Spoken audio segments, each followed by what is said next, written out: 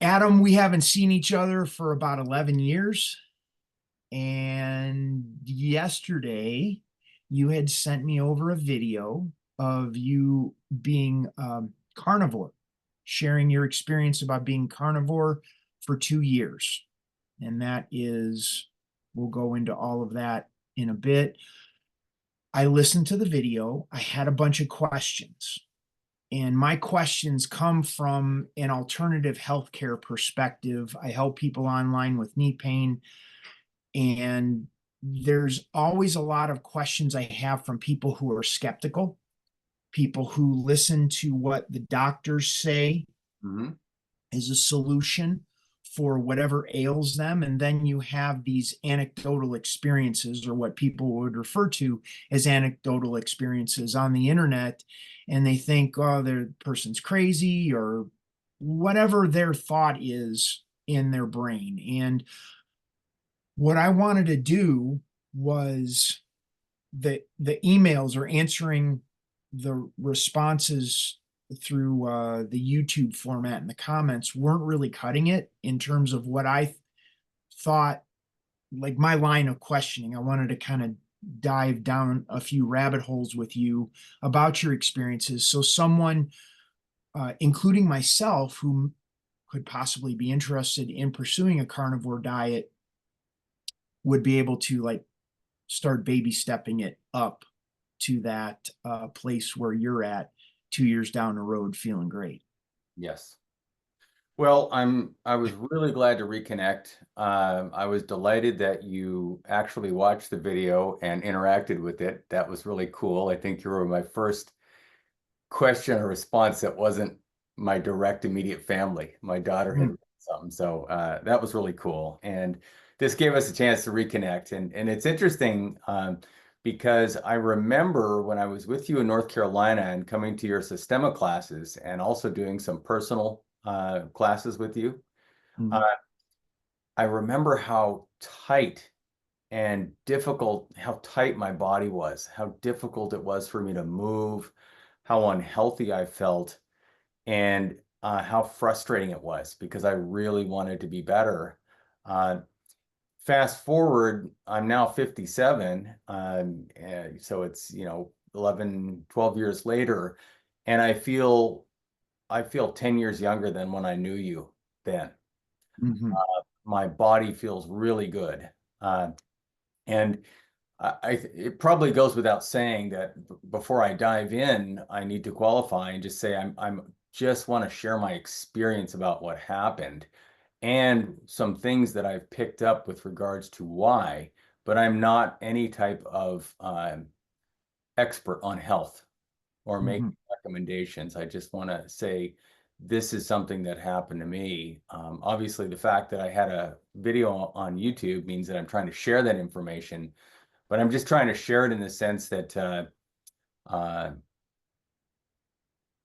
I'm sure you have this experience. I look around and I see people struggling like I was struggling, and I just want to share this because it's been so helpful.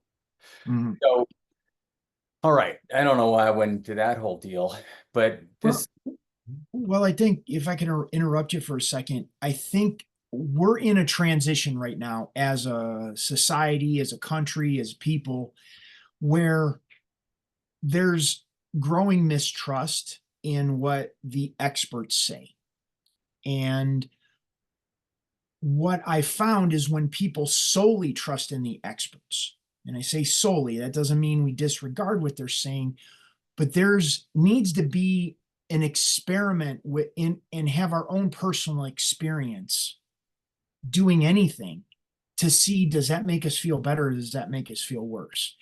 And I've worked with thousands of people over the past 15 years online.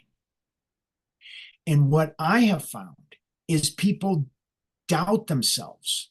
They disregard what they feel over the advice of the experts. So I think when more people are coming forward, like yourself, with personal experiences that they've had with something that does sound controversial, I think it's valuable to share. yeah, yeah, and I think that I know this is true for me that over the last 4 or 5 years, my eyes have really been open to um, questioning what I thought was true. I mean, there are so many things that ended up being untrue Hmm. that I just had to, ultimately, I had to ask myself, well, what if this whole plan that they have for how we're supposed to eat, the experts, right, is just wrong, Hmm. right? And uh, it's led down interesting rabbit holes because I've tried a lot of things. Now we've been pretty health conscious for a long time. My wife's the leader in that kind of thing in our family, but she's an avid gardener. She's a certified permaculture kind of. She's really into that. If I turned the camera on and showed you our backyard, everything is edible or medicinal, right? Hmm. Um, and we've been sourcing raw milk and getting farm and ranch sourced beef and meat for a long time. We've been traveling for years now to wherever the Weston A. Price Foundation's annual convention is, traditional eating ideas. Um, Sally Fallon leads that deal. It's all wonderful information. What happened is that I've been struggling with food for years.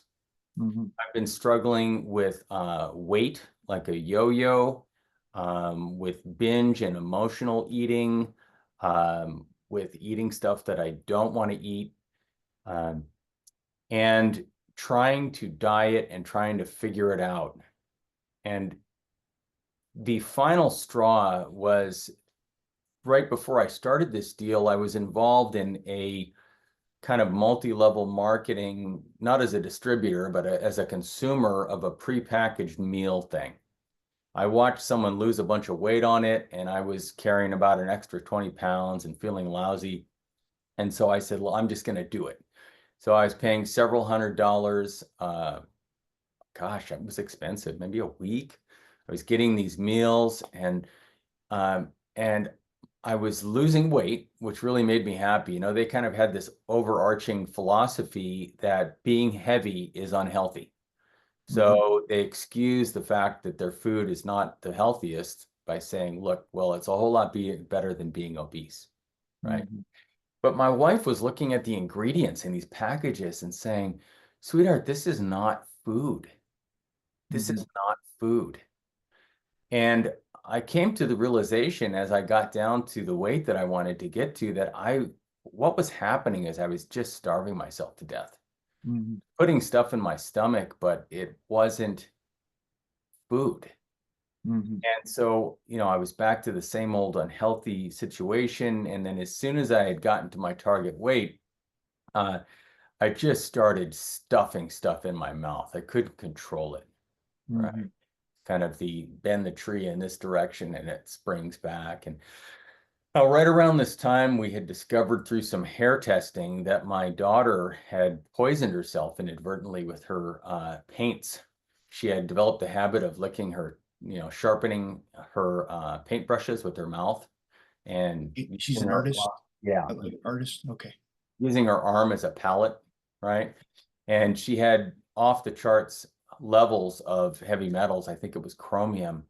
And so she collapsed physically and moved back to Dallas from LA, moved here, and we started trying to get her better. And we Hmm. worked with a nutritionist, the same guy I'm working with now. And what happened is that she eliminated and eliminated until she was doing a carnivore diet. Hmm. And I thought this was curious, but kind of a little ridiculous based on what I thought I knew, right? Hmm. But after this crash with this prepackaged food company, I said, look, I want to try anything. So I hopped in.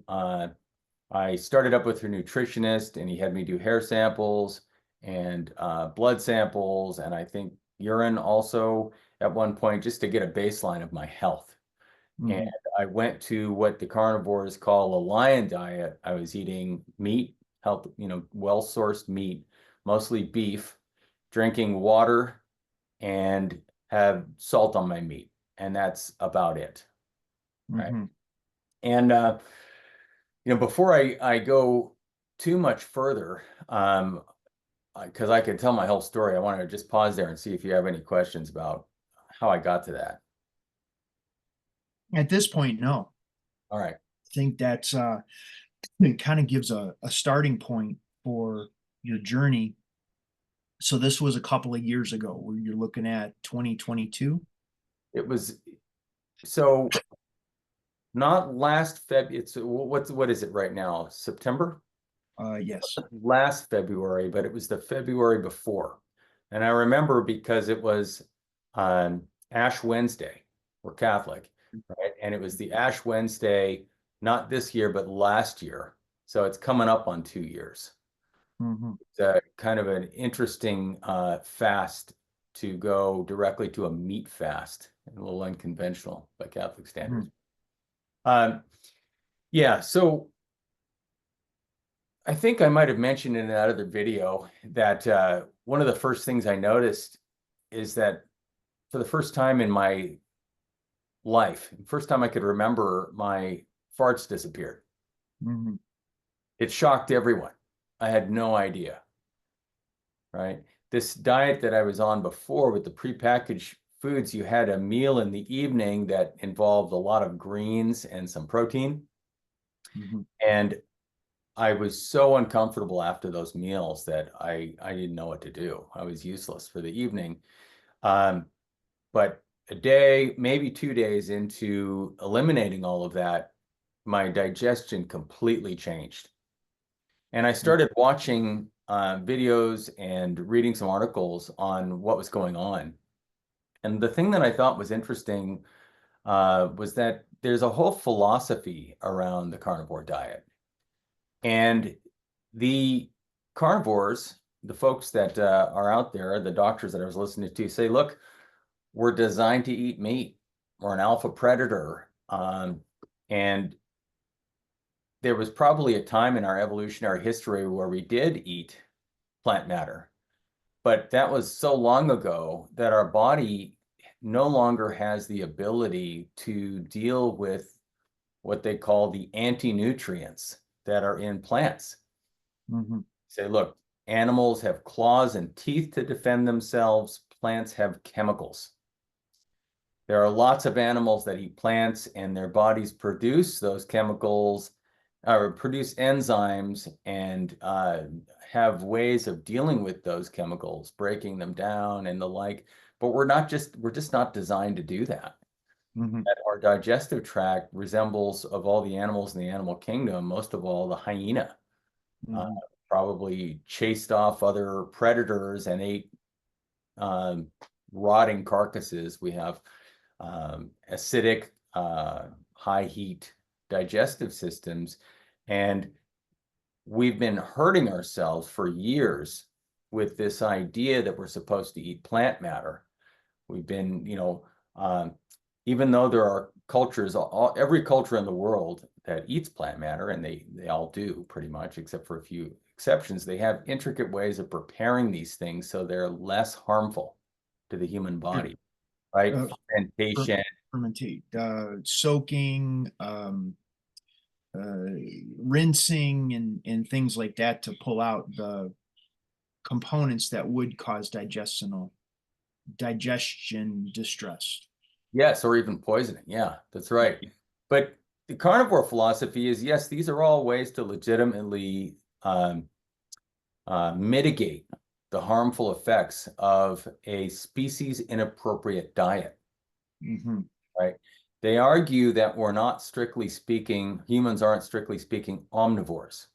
Hmm. If you define an omnivore as an animal that needs both plant and animal food to get all of its nutrition. Hmm. If you define an omnivore as an animal that can eat and wrest nutrition from both plant and animal, we are, right? But the carnivores argue that that's just not the case. We don't need both plants and animals. Hmm. We are designed for and need animal flesh to eat. So, question mhm.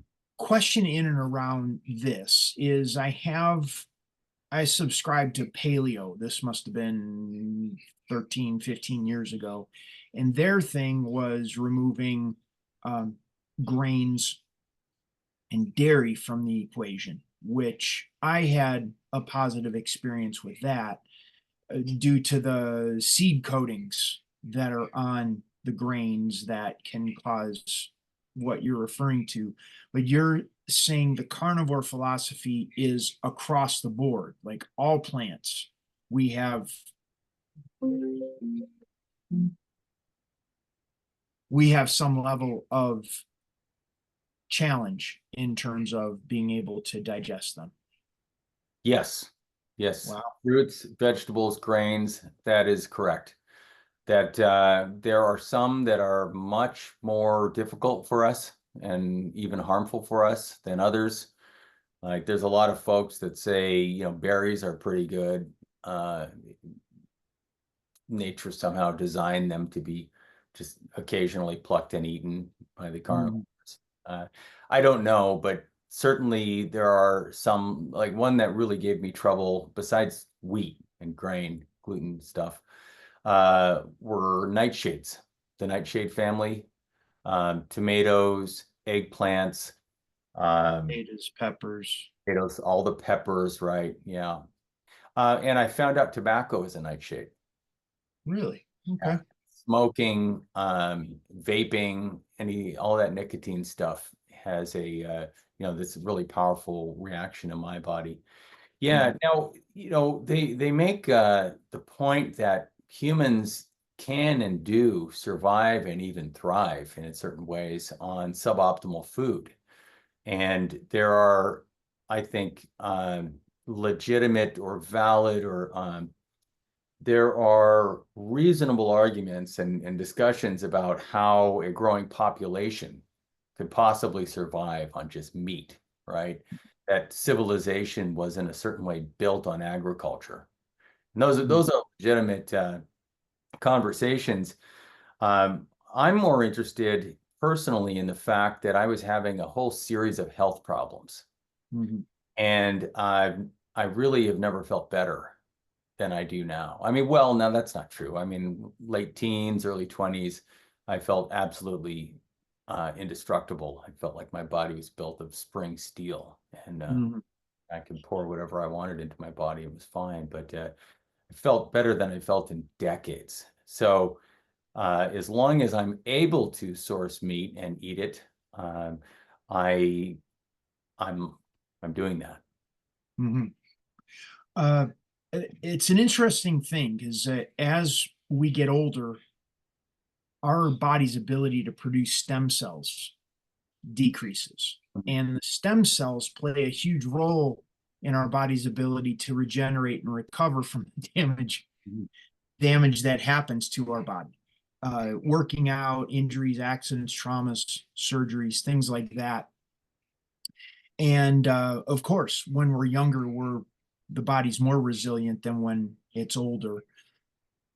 What I've noticed is as I've gotten older, the stepping down of my body's ability to recover from a meal, whatever I would eat. And so that's been something that's been on my radar, kind of discovering things. Um, I want to kind of table that for a second and then bring in the aspect what you had mentioned before from a religious perspective, because there is a huge I was raised Catholic. We didn't really subscribe to any particular diet. And as far as fasting went, it was the extent of what I remember growing up was, well, we'd eat fish on Fridays during Lent. Mhm. That was the extent of it. More recently, I've been going to an Orthodox church. Recently, got baptized, so now I'm an Orthodox tradition, Yeah. which has a very, very strict guidelines in terms of what you can eat and what you can't eat, and on what days. So now it begins to get into this gray area Mm, between what is good for my body or what I know my body responds to, and then the spiritual component of trying to adhere to these uh, guidelines set forth by the church.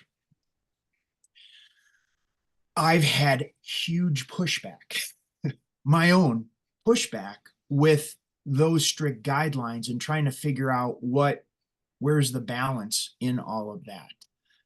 Uh, to the point where I started doing water fasts, which means I didn't eat anything. I was 3 days, 72 hours, no food, just drinking water. And then getting through that, noticing the changes within my own body, most notably the reduction of inflammation. It mm. just a huge amount. And my body's ability to articulate was greatly increased because it almost felt like the inflammation was sticking in my joints from the diet. So I'm kind of laying all this out because I think it's really rich topics to discuss to kind of figure out, well, where's your path, my path in through all of that in regards to what is a healthy diet.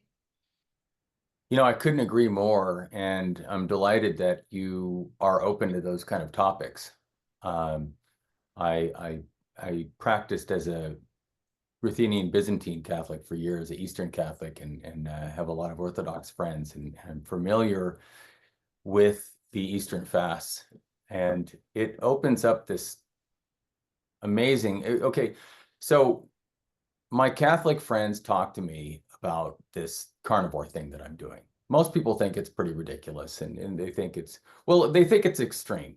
That and it may be, but when I think about it and when I talk about it philosophically, probably the biggest argument that I have against this diet being natural and normal and kind of according to our design is the impossibility of, in my mind, of reducing eating to simply meat. I think that I think that eating, like music and architecture and language and poetry, is something special for the human being. Animals eat for nutrition. My dog will, am if I take a crap on the lawn, my dog will eat it, right? Because it's got nutrients that my dog wants. But human beings are concerned not just with taste and delighting the senses, but we're concerned with the intimacy and fellowship that comes with eating. Jesus reported, supping with his closest friends, right? And he's got this wonderful passage,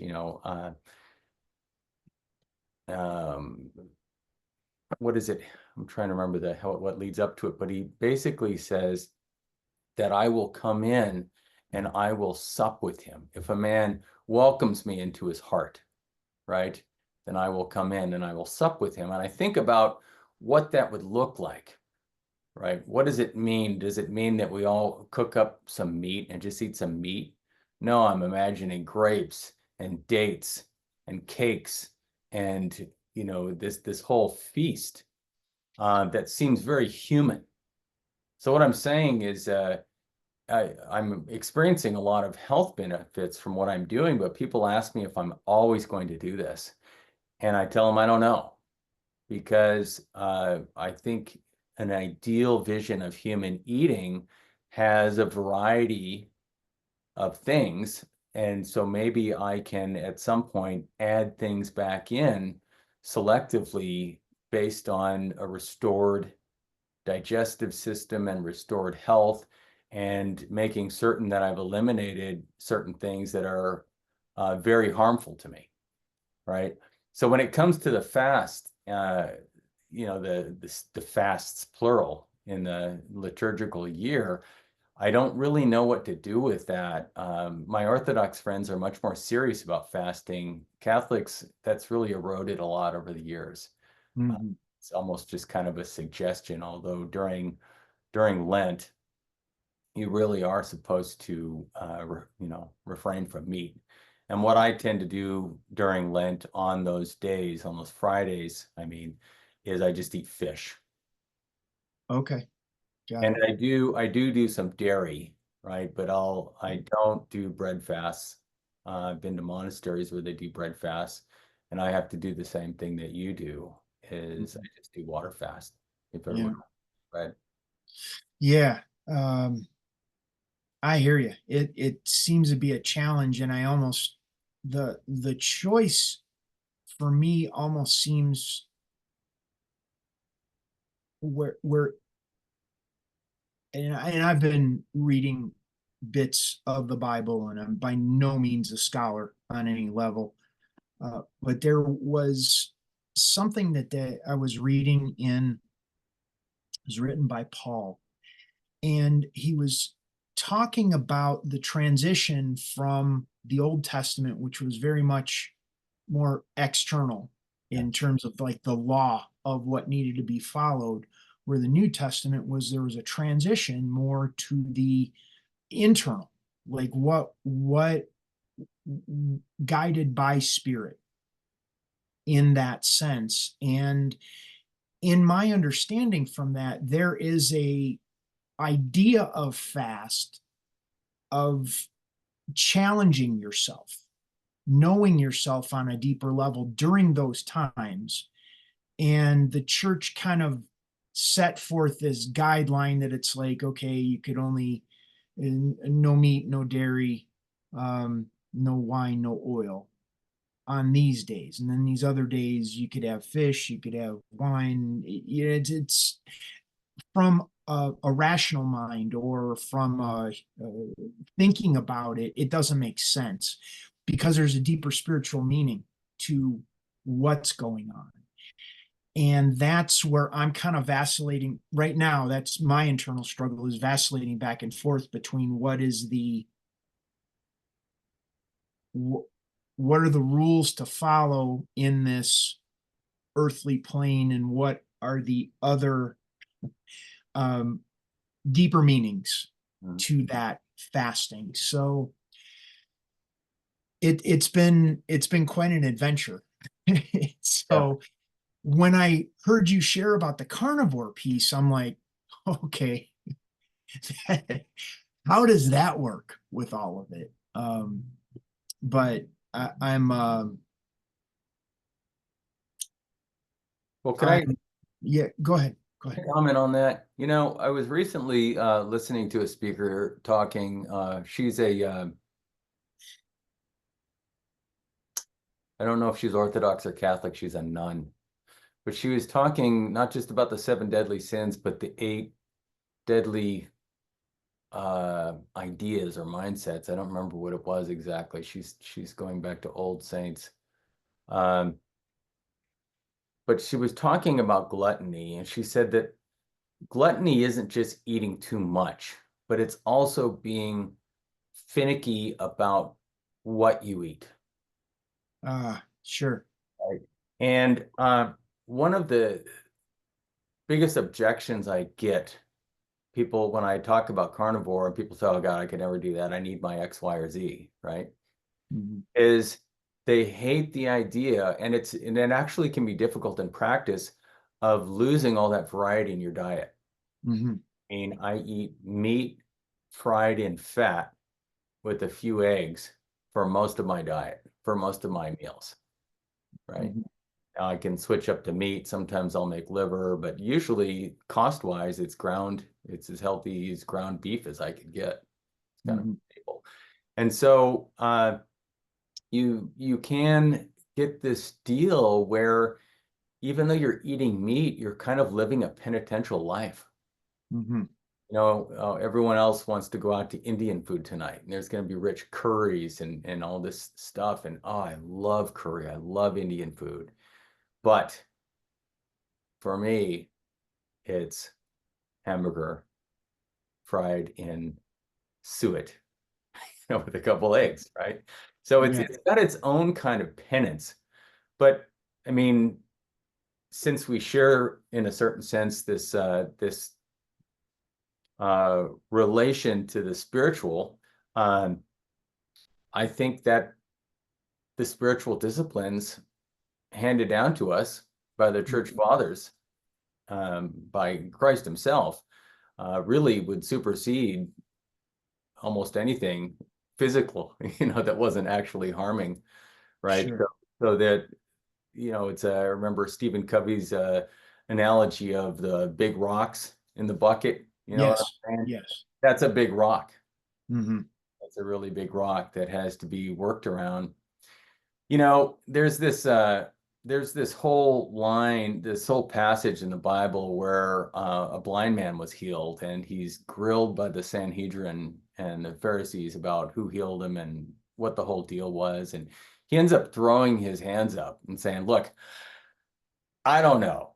I just know that I couldn't see, and now I can see." Right. I mean, and Right. it's like I think about, well, what could I add back in, and where am I wrong? And for right now, where I'm at in this journey, I just want to say, look, I feel like I was on my way to being infirm, right? I was going to be Sure. crippled, and my hips were hurting to walk, my body, my all the inflammation. I felt like, my fingers hurt to move. I had chronic diarrhea and just cold sweats on the back of my neck, right? Mhm. Soaking my sheets at night with night sweats, and now I feel good. Mhm. And you know, I've never had a situation where I didn't want to just backslide into what I was doing. But Mhm. now I feel so relieved of that I just want to throw up my hands like the blind man and say, look, you do what works for you. But, Sure. as for me and my house, you know, I'm going to eat meat because it's working. Sure. Sure. Yeah, it's sometimes it's the most simple thing. And I think as humans, or the more intellectual we become, it almost like that intelligence gets in the way of truly knowing ourselves, as to, like you're saying, it's like, yeah, there's a lot of different varieties of food, but this right here, I found as of right now works. Yeah. So I'm going to stick with that until the point that it doesn't work anymore Yeah. or something changes. Yeah, that's right. And so, as much as I feel kind of evangelical about this diet, this lifestyle, really, and meaning that I have a desire to tell people about it a lot, right? I've really reconciled to the fact that everybody's just going to do what they want to do. Mm-hmm. I tell people who are having knee pains, who are, obese and chowing down on a Wendy's burger, I tell them about the knee pain guru, right? And I say, look, I know this guy who can help you so you don't have to get knee surgery. Mm-hmm. Nobody listens, and everyone goes and gets knee surgery. And I watch them for the next 3 or 4 years learn how to walk on these fake knees. And I'm sure some folks get to a really active life, but I haven't seen anybody. Yeah. What it means from that point forward is they move slowly and carefully, and they're kind of done the active life. And in a similar kind of way, I tell people, I was like, look, I had the problem you're dealing with, and Mm-hmm. this, and they, kind of say, oh yeah, well, and go on about their merry way, and you just have to accept it. Yeah. I think this points to what you're talking about, points to a sense of settling in a person's life, uh, accepting what is it, the prayer, accepting the things that I Serenity can't prayer. change. Yeah. Pardon? The serenity prayer. God. Yeah, no one's going to mistake me for a biblical scholar on this Yeah. one. But yeah, the serenity prayer, if you can say it, that would be helpful. God, The grant me the serenity to accept the things I cannot change. courage to change the things I can and the wisdom to know the difference. Right. And I think there's a sense of um, accepting the things that they can't change, Yes. that it's like they accept. Uh, a lot of people wouldn't need to see me that I'd work with if they reduce the inflammation in their body across the board. And that could be carnivore or whatever type of diet, increasing their water intake. All of it is about reducing the inflammation in the person's system, systemic inflammation.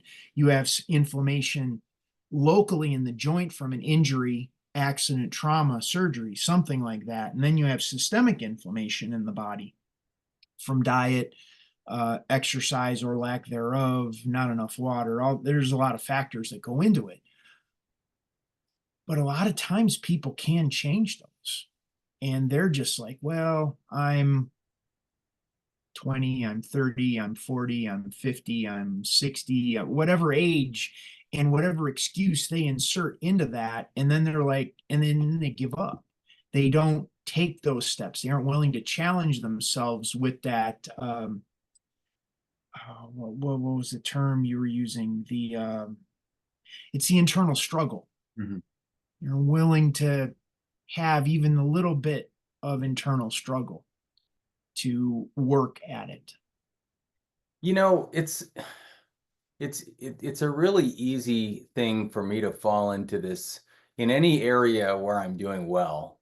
Like right now, I'm doing pretty well with my health, right? It's easy to fall into this mindset of judgment of people who aren't, and this whole deal about how, this conception that I'm the master of my destiny, the captain of my ship, I can do anything I want. Yes.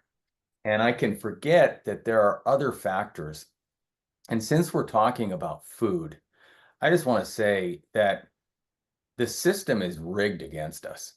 Very I was much. recently listening to a couple of doctors discuss seed oils, Mhm. vegetable oil, they call it, which is a misnomer. There's no vegetables in sight, right? Mhm. These are industrial oils that were repurposed and clarified and propagandized to the world, really, for a bunch of purposes, including monetary purposes. But they were talking about the problem, the correlation between obesity and these oils that they're Sure. telling you are good for you, right? So, and I've also heard doctors talk about how when you've messed up your gut, you develop bacteria that actually cause you to crave the foods that they want to eat, right? So it's almost like trying to break out of the matrix to eat Mhm. in a different way, right? Because the everything that you've been eating and everyone around you is conspiring against that, right? It's like it's like trying to break through the Earth's atmosphere and get into orbit. It takes a tremendous amount of, desperation, really, or it takes something. And for me, it was the well, for me, it was as I mentioned in another video, it was the headaches Mhm. that finally got me. I had all sorts of ailments that were nagging at me and telling me that I was going to live a life that was compromised in some Mhm. kind of way, quality of life. But the thing that finally got me is I got these chronic headaches. I couldn't get rid of them. And Mhm. when doctors ultimately said, look, we're going to, we don't know, but we're going to start on drugs and start on these different things, I just said, no, I got to break through the Earth's atmosphere, try something different. Sure. Right. And my gut is totally different now. I think I know we're running into a long time and we can continue the conversation anytime. I'm Sure. delighted to find somebody who wants and can talk about this kind of thing. But um a while back I was taking my blood in the mornings to check my ketones and my sugar Mhm. level, I guess. What's it called? And it was not getting to where I wanted to go when I was working with my nutritionist that is into ketosis. So he said, I want you to fast for 2 days. Now, I'd looked back on all of my failed fasting throughout my years as a Catholic, and I thought, I can't do that. I get grumpy, I get shakes, I get hypoglycemic, I have all these problems, but I said, okay, I'm going to do it. What I found was that now that my body has shifted away from the need for sugars and carbs and the like, and I burn fat and protein, I guess. Mhm. Fasting for 2 days was no problem. Mhm. I mean, I was hungry, but all of the problems that I had associated with not eating before were gone. Mhm. I didn't have any trouble. Mhm. You know? So I guess what I'm trying to say, I'm making an attempt to tie things together is it seems like there's there's some things dovetailing in my life, elimination of gluttony, respect for the temple of the body, ability to do the church fasts when they come along. All of Mhm. these things seem to be, converging for me. And yeah, I want to learn more about Mhm. what I'm doing and see if there's a way that I can be more helpful to those around me. Mhm. Sure. And I agree, let tie today up, but I'm also making some notes here because there's some questions that I haven't got to from that original video, that it would take us down other rabbit holes that I think are better for another day. But absolutely, I have a lot of information regarding fasting that I'd like to share for those that are thinking about it or don't really know how to approach it, the challenges that I ran into, and then the whole concept of starting carnivore, how to do it, how to break that down. That's interesting to me, and then kind of analyzing things. I've not done any blood analysis, ketone checking. I'm not even sure what I would be looking for as far as that goes. So maybe we could wrap this up for today, and see how this goes, and then could get a follow up conversation where we can do the same thing, something similar, running down some afterthoughts we can both jot down. You can text me, I'll text you, and figure out what subjects we might want to chat about. I would love to do that, and I'd love to learn more about fasting from you.